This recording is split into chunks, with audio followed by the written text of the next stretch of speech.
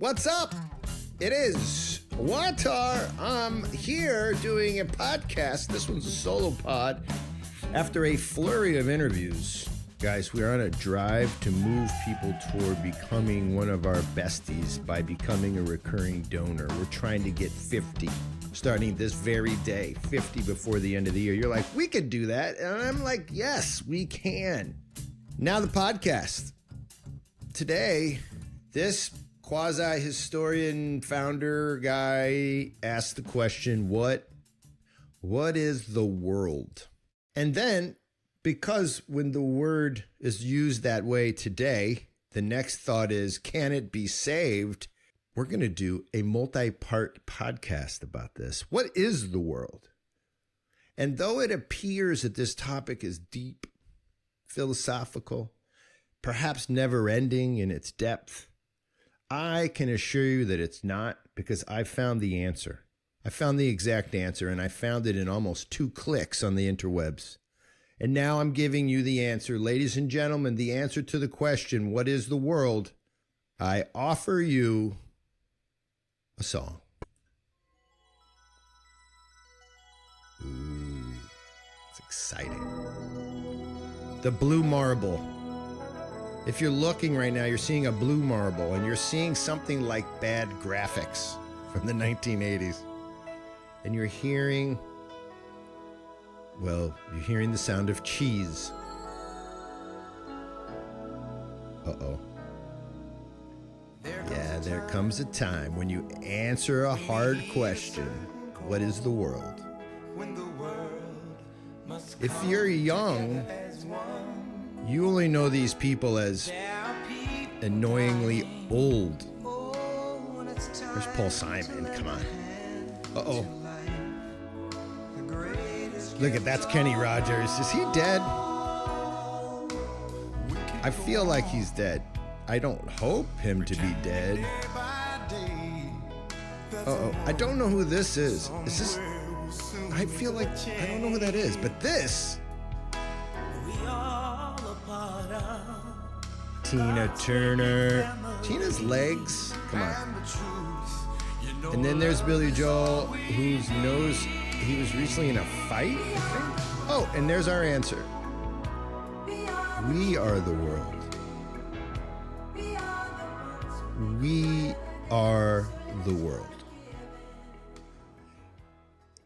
And if you were wondering if you're choosing, you are, and you're choosing to save your own life. We are the world. And now I want to show you that it was such a good answer to the question, we are the world. What is the world? That they made it again. And this time, for some reason, they added Lil Wayne. Here's what happened when Haiti had an earthquake. Uh-oh. They brought Michael Jackson back to life, first of all, that. And then they added Usher.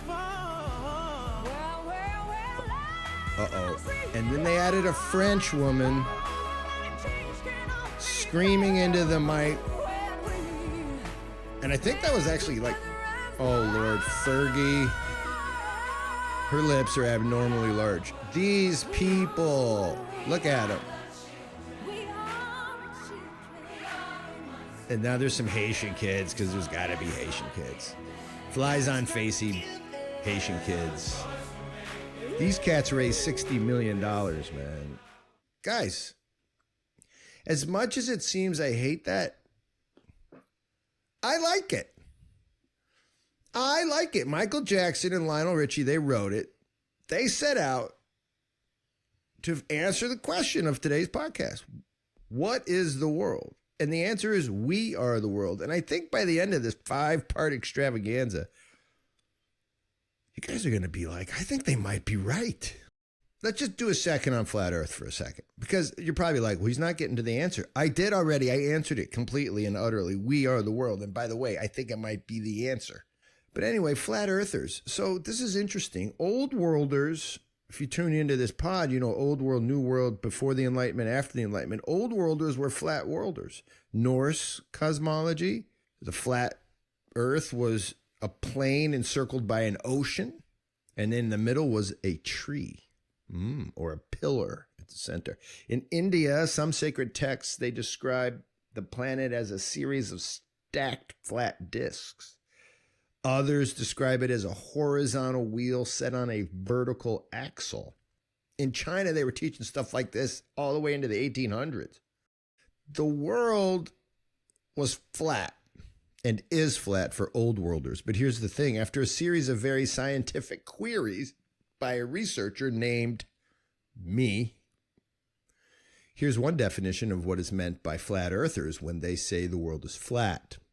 A flat earther, after aggregating all of the internet into my brain, this is basically what they say. The world is flat because that is how we humans experience it. Bam. Regular old people with no rocket ships and bad math habits experience the world as flat with curves called mountains. That's basically what they're arguing. And my deeply rational and scientific research shows me that this is what New Worlders say to argue against weird flat earthers. Here's a New World argument. Hey, flat earthers, the scientists say, you are kind of simple and you believe in irrational things like God. That's pretty much a direct quote from the New Britannica Encyclopedia.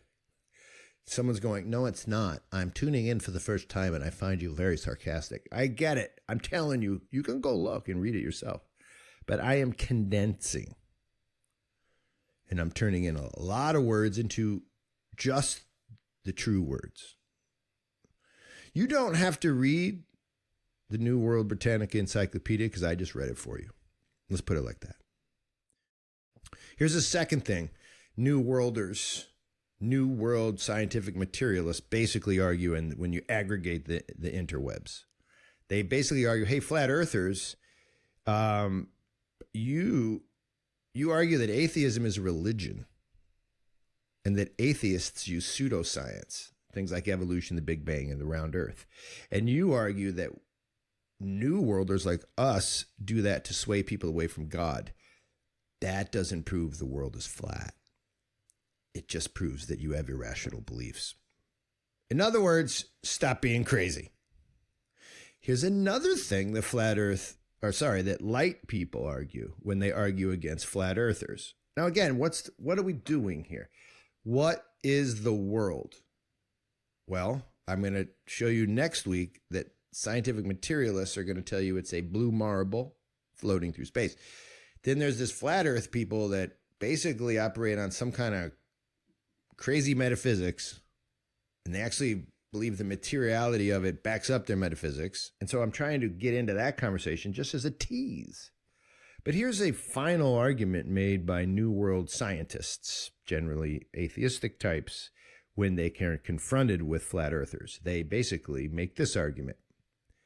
Hey, guys, if you go up in a spaceship, you can see that shit is round, bro.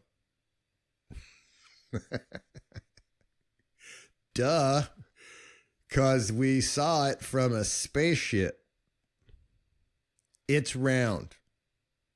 Which, if you think about it, it's pretty convincing. Like at that point, you're like, huh. If you think there was a spaceship and that it went up into space, which a lot of people don't. Yikes. This what is the world question is hard. Is the world just a round marble floating in a sea of nothingness? Let's end this pod before we get to all the other ones, all the other fun things. Let's end it with some etymology. You want to? Etymology, the history of a word. The English word we think for the world comes from the Old English werewolf. Guys, English word world comes from the Old English werewolf. The Old English is apparently something like a reflexive of the common Germanic weraldes, which is a compound word. Whereas is man and aldis is age. So wereldies led to the Frisian world, the Old Saxon wereld, the Old Dutch wereld, the High German werat, and the Old Norse verold. And so, if we take wereldies as something like the originator of all this, we can translate, as per English, that the world comes from the concept of the age of man. The world's not a place. It's an epoch. So if you correspond this and look into the Latin word for world is mundus, which literally sort of means clean and elegant, which itself is sort of taken from the Greek word cosmos, which means an orderly, elegant arrangement. So in this way, Europeans from both East and West have two basic approaches to the concept of world. One is something like an age, and the other is something like order. The world is an age of order. Whoa. That will also help us on this podcast odyssey, on this walk through the magnificence of Gnosis. We've begun. I want you to tune back in. So we've toddled through a little bit of information to get us to a lot more. And if you just step back, you can see that there's the blue marble floating through sky definition, and then there's this other weird metaphysical definition that the flat earthers sort of go by, although they also weirdly decide to also use light people math to prove flatness. It seems not a good idea to me. But anyway, you basically see that there's this conversation that the world is a blue marble versus the world is an epoch, an age of order. And next week, we're going to take a look at how the flat theory was overcome by the round theory. After that, we're going to take a look at how philosophy approached this, and cosmology, Plato, Aristotle, the Neoplatonists, John Vervaeke. I'm trying to get him to come on. John Vervaeke and the Neoplatonists, what they thought. After that, we'll do history. How did the monotheists deal with the flat earth and integrate it into things like Islam and Judaism? And then, of course, we'll end with orthodoxy, the East, the ancient Christians who live and walk among us. It's so weird. It's like, hey, they still have those around? That's right. We'll end by looking at St. Basil the Great, St. Maximus. We'll take a look at Human Image, World Image by Philip Sherrard, who basically is the author of this podcast. He just keeps coming out through my eyes, through my brain. Before we go, should we do the song that inspired the song? They were all responding to an Ethiopian, East African crisis. There was a famine going on, and so everyone started writing songs, everyone here being famous people with bad hair. And aid became a thing, and so did saving the world. That also became a thing. And I really do think it became a thing right about here. When I was this young, dorky dude, and I was like, wow. So, and young people, by the way, when I play this song, you really should watch this, because it really is like the origin story of saving the world. Ladies and gentlemen, the song that inspired the song. The English people who inspired the American people. Really just one people who set out to save the world. Ladies and gentlemen, for your listening enjoyment, I offer you the worst song ever written. There it is. BandAid brings you Do They Know It's Christmas? There's Sting. It's Christmas time. Of course it is. There's no need to be afraid. I'm not At Christmas too scared of Christmas. we let in light and we banish shade. We let in light and we banish. Oh, We banish shame, and then they show us Boy George. This is hot. Like, not like that, but you get what I'm saying. Yeah! Wham! Let's say a prayer to pray for the other ones. By the way, there's a lot of othering in this song. All of these people, all of them will be put in public stocks at this moment in time in America. Like Sting's going, why was I a Nazi for a day? I wish I could have avoided this. But it seemed good at the time. Ooh.